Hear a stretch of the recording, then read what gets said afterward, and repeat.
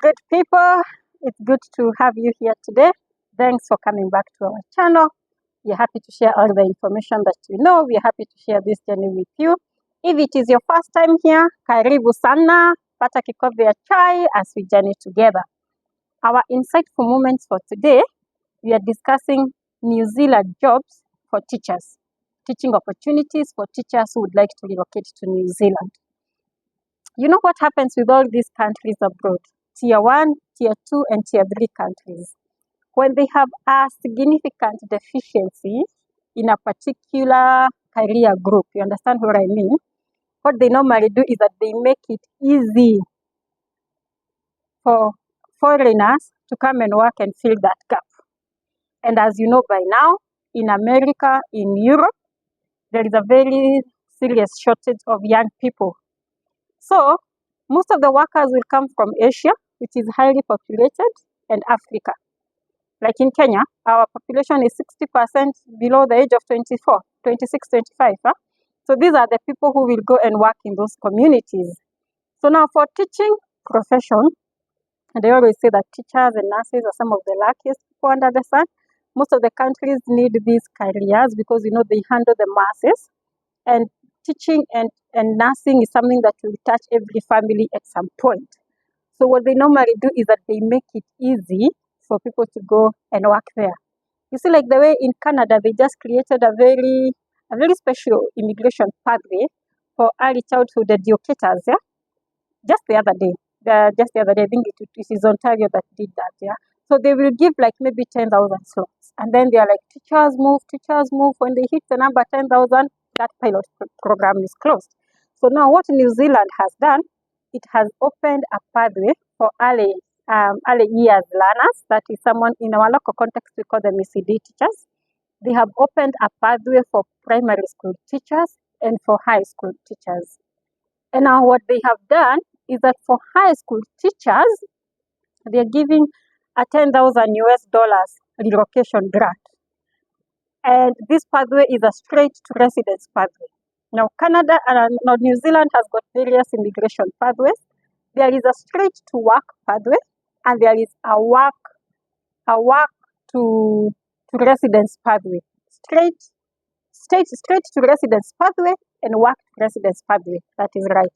So straight to residence pathway is where when you finish all the qualifications that you're supposed to meet, you leave Kenya or you leave Africa as a citizen. So you will move with your family. If you are a high school teacher, you will get the relocation grant. And you move on, and there are very few steps that you need to qualify the other side for acquiring the citizenship. Now, there are few careers in the straight to residence pathway, and it's mostly those in the healthcare and now teachers.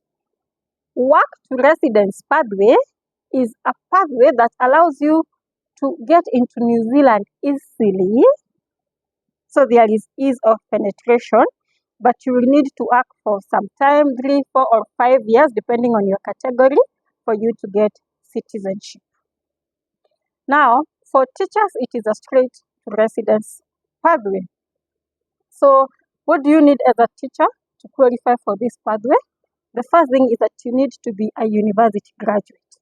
So if you only have a diploma in teaching, a diploma in early childhood education, or a diploma of special education, and those are the only qualifications that you have, it will not work.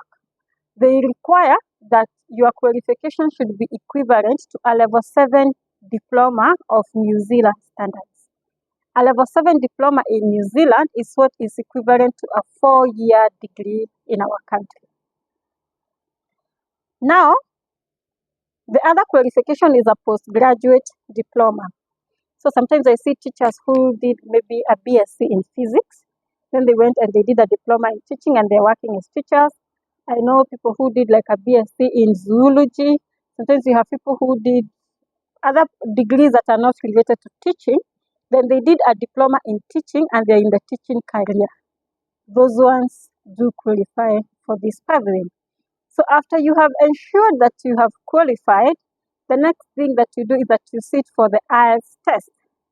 IELTS is a language test that proves that you understand English and that you're able to confirm.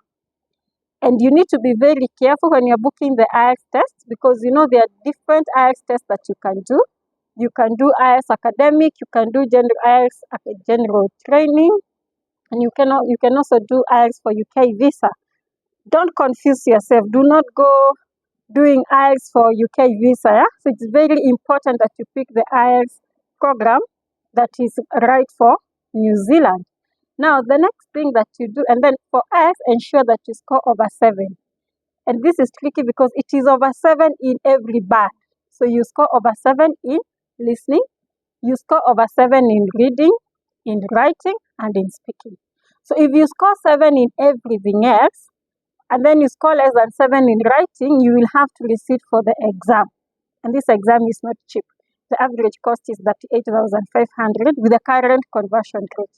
So you need to prepare well, and it's good that I let you know at this point that we normally do coaching, and we normally prepare our candidates, those ones who have to score very high IELTS grades, and those ones who cannot afford to fail, and for those people who repeating is not an option. We do have that program. Now, after you have done IELTS, you do verification of your academic documents. You see that university certificates that you have and that diploma that you have. If you are a postgraduate diploma holder, you do verify those documents. And so how verification is done, it's done by WES. Again, be very careful. Don't choose WES for USA or WES for Canada. You have to choose WES for New Zealand. If you choose WES for Canada, which is a mistake that many people do, it is not going anywhere. Then after that, you do something that is called IQA, International Qualifications Assessment. IQA is usually standard. It is done for foreign trained workers, like those people in Africa, and even those people who study in New Zealand, they also get an IQA. So IQA is supposed to rate you where you are supposed to fall in the job groups, and this is also influence your salary. So it's like being, the way the civil system in Kenya has got, not the civil system, the HR system in Kenya has different job groups for different levels. So IQA will assess where you lie in terms of your qualifications and in terms of your experience, so that they are able to put you in a certain category. After that, you wait, and IQA will introduce you to the teaching council. So you will not have to register yourself for the teaching council. We have to wait for the introduction from the IQA to the teaching council. And the teaching council in New Zealand is the one that is now going to it's a body that regulates the teaching career. It's like the TSC in our country. Now, after you have registered with the teaching council and you have been given a number, then now you look for a job. There are various job sites where you go and you look for a job. And if you need me to show you, I can show you the various job sites that have got job opportunities in New Zealand. But trust to me, people feel like they do not get a job or something. If a country like New Zealand offers a pathway, and it says this one is open, you come to our country on this line, it means there are opportunities for you. It is not easy for a government to open straight to residence pathway in careers where there are no opportunities. Okay? And then when you get the job offer, now the other process is simple. You just finish with the New Zealand Embassy, filing your application, doing your letter of introduction, giving your biodata, your family members, and what have you. Now, if you are a high school teacher, it will be a bit different because they are giving a relocation grant of $10,000 US. So after getting the job offer, you need again to communicate with the teaching council, and the teaching council is going to get to inform you of how you're going to get the relocation grant. But the money will come to you after you have cleared with the embassy. Okay? So that is a protocol, that is a procedure for moving to New Zealand as a teacher. I hope this helps somebody. I hope this adds value. If you would like us to discuss that matter more, or if you'd like our personal input in your immigration journey as a teacher, just talk to us, book a consultation. The email address is on the description box, and also our WhatsApp number. Good having you. Thanks for watching to the end, and thanks for subscribing. If you have not subscribed, join our family. Join our family.